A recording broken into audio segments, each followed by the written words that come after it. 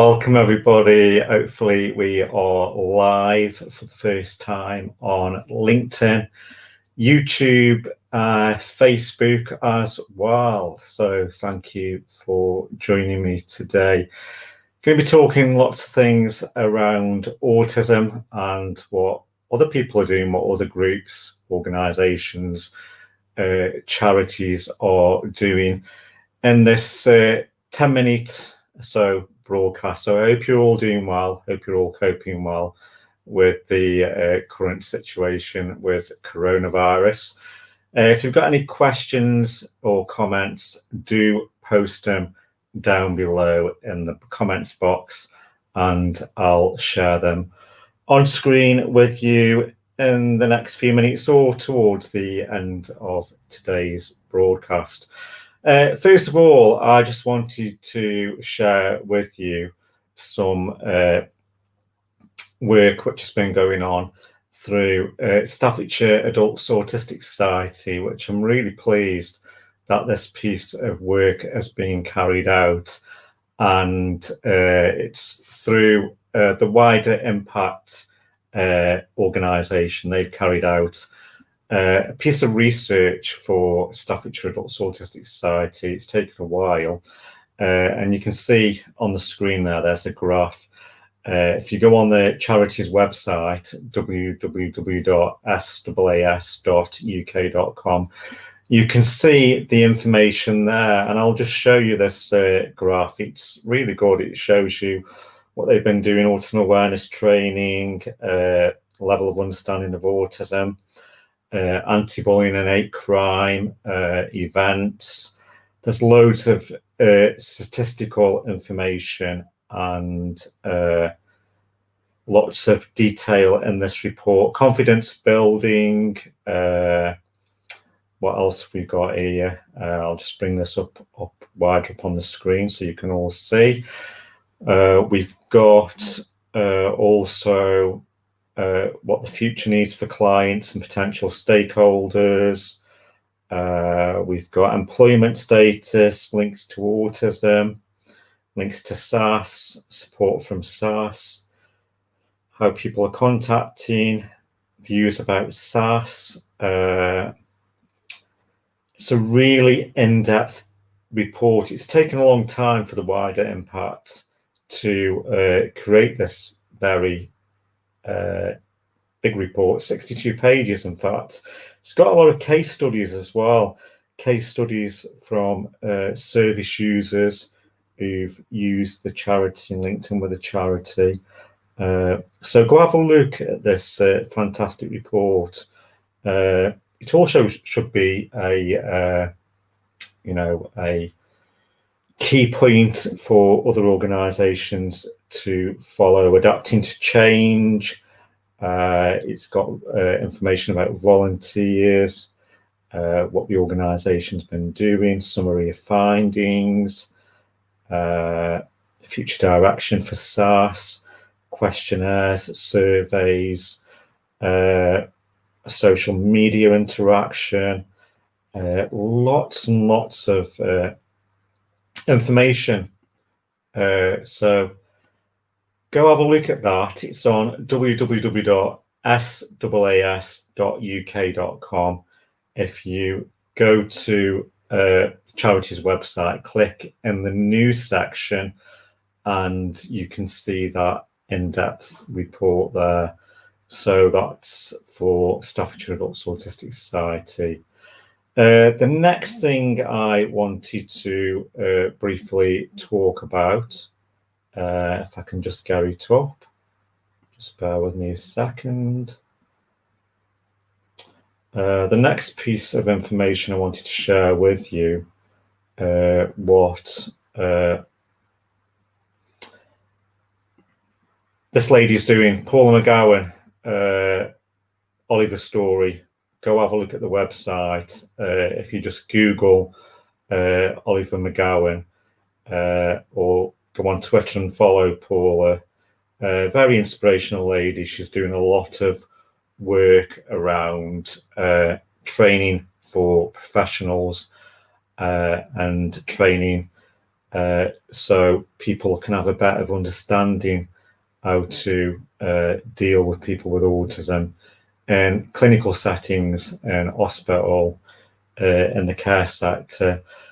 She sadly lost her son a few years ago, but if you go have a look at her website, Oliver McGowan, mandatory training for autism, have a look at that. It's really positive stuff, so do have a look at that. She's very active on Twitter, so do go follow her if you're not following her already, and look at the website. So I'll just share some information with you on the actual website here. So we've got Oliver's story on the website there, and what they're doing, and all the information is on the website. They've got support from MenCap and other organisations. Some resource information on there as well, videos, articles, useful information. There's a section there on support, people who are supporting Paula's campaign, such as Ministers Caroline Denage, who I interviewed recently, and also Norman Lamb, who I also interviewed. So there's lots of people on there supporting Paula and her campaign to raise awareness and training for mandatory training. Oh, there's me. There's me on the website there. So do go have a look at Paula's campaign and see what she's doing. Very, very important campaign there as well. The next thing I wanted to briefly talk about is, let me have a look here. Next thing I wanted to talk about was the Caldwell Children. They have got an emergency campaign appeal set up at the moment. I'll just bring the screen up so you can see. So they have this campaign running at the moment. It's an emergency fundraising appeal due to COVID. So they are raising money. So go have a look at this fantastic organisation, the Caldwell Children. They are doing so much at the moment. They also, during the pandemic, they are giving out sensory packs for children with autism. So if you go on the website and apply for a sensory pack, you can get hold of a sensory pack. And they have a sensory pack at the moment. Lots of things going on at the moment. They're doing volunteering. You can join them and be a volunteer. They've just done a big fundraising ball in Monaco.